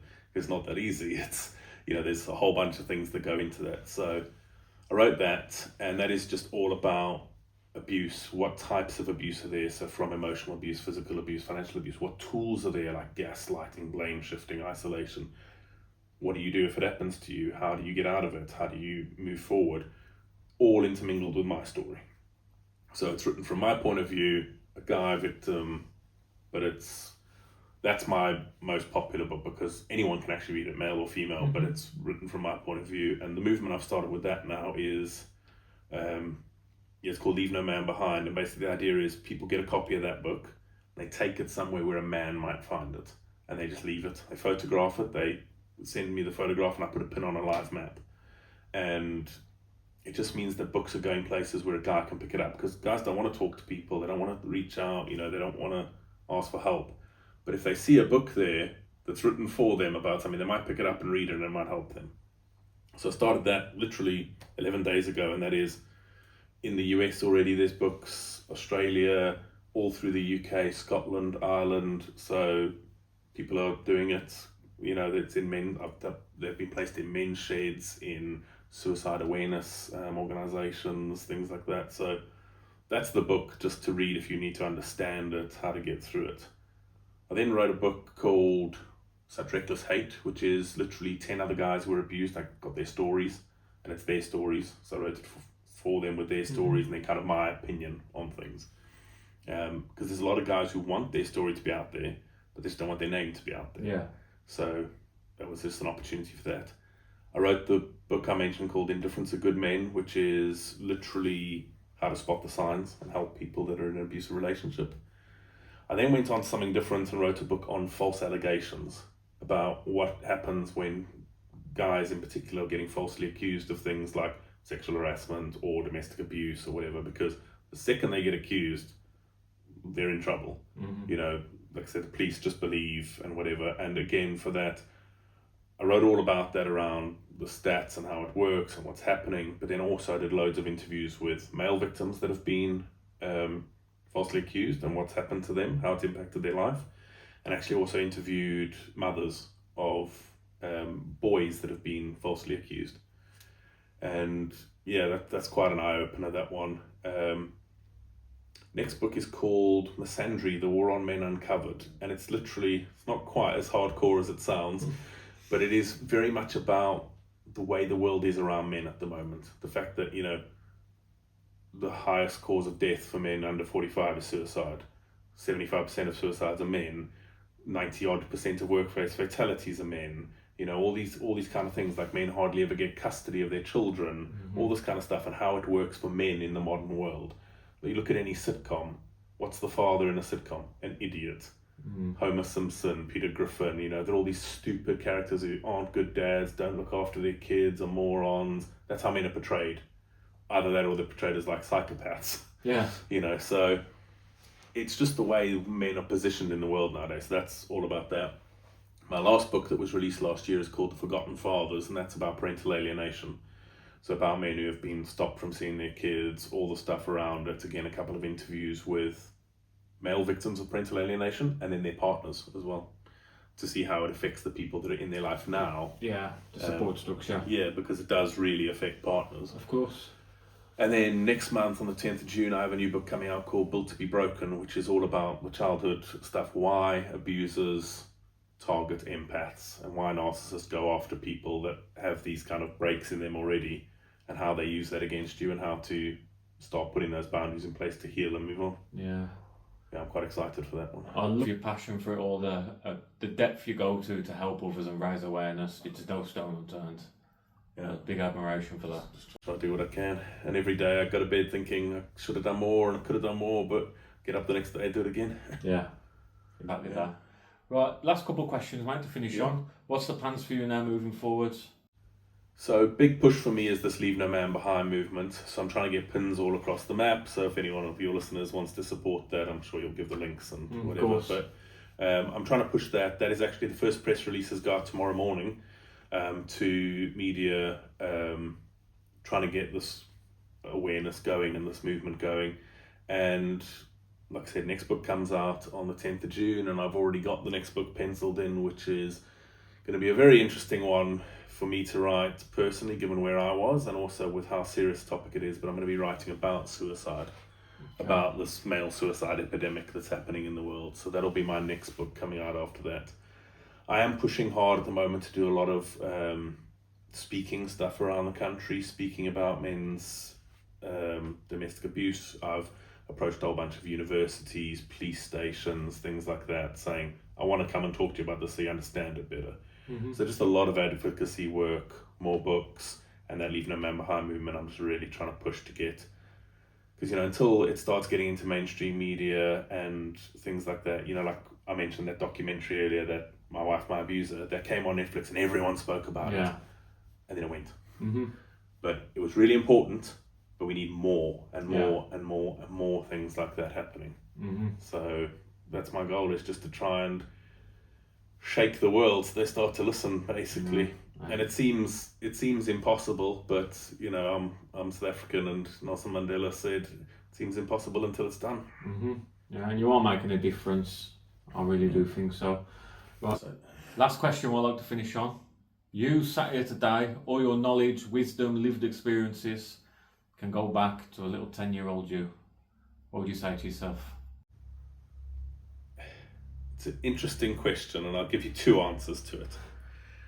My first answer is, I've been through hell and I wouldn't change any of it, because if I did, I wouldn't be where I am now, with the woman of my dreams, with a beautiful life, obviously missing the kids, but I wouldn't be where I am now. So I couldn't change anything because it would have too much of a ripple effect. Yeah. But if I didn't believe in that kind of thing and I could change something, I would just, I think it's just believe in yourself. That everyone, no matter who you are, no matter if you're smart, stupid, thin, fat, big, small, whatever you are, everyone has something to contribute. Everyone has something positive inside of them, except abusers. But everyone can do something, and you might think, oh, I'm so stupid, I can't read well, or I'm so crap at football, but you've got something, and you'll find it. Of course, yeah. So just believe in yourself, and honestly, and it's so hard when you're a kid, and I tell my kids this and my stepkids this, don't worry about what other people say. What do they know? Like, worry about yourself. Like, and it's so hard when you're a kid. You worry about what everyone else on the planet thinks except yourself or your parents, because your parents are stupid when you're a kid. You know, stupid and old. Yeah, exactly. So, but yeah, just believe in yourself, because one day there'll be something there, like, that you can find. Like, I never thought I'd have a book out. Yeah. And I have 8 books out. You know, and if I look back now and I think, well, I've got 8 books published. I've had people all around the world reading my books. It's crazy. Like, but I would never have thought that in a million years. Yeah. But it's there. So yeah, just believe in yourself. Perfect, mate. Right, anything else to finish on? No, just support where you can. If anyone's watching, and if anyone, you know, I'm sure you'll put the links to all my socials. If anyone ever needs help, just reach out, and I'm on everything. I think I'm even on Threads now with my massive, like, 30 followers on Threads or something. I don't know how it works, but yeah, I'm on TikTok and YouTube and LinkedIn are the main ones to get hold of me. But where can people buy your books? Amazon, but if they go online, you can buy them on, like, Waterstones online and stuff like that. But if you just literally, in my link tree is the links to everything. But yeah, Amazon's the easiest place worldwide to get them. Yeah. Okay. Yeah. Perfect, mate. Right, thank you very much for coming on. Honestly, I've really not enjoyed it, but yeah, it's been intriguing. Yeah. I always say the same when people say, I bought your book. I say, well, I'm not going to say enjoy it, but hopefully it's interesting. Yeah. Yeah. Perfect, mate. Thank you very much. Thank you for listening to From Rock Bottom. If this episode spoke to you, please subscribe, like and share. It really helps us keep doing this work and bringing these stories to light. You can also follow us on social media for updates, behind the scenes content and ways to get involved in the conversation. Most importantly, if you're struggling right now, please don't suffer in silence. Reach out, talk to someone, seek support. You are not alone, and you are absolutely worth life. Take care, keep fighting, and we'll see you in the next episode.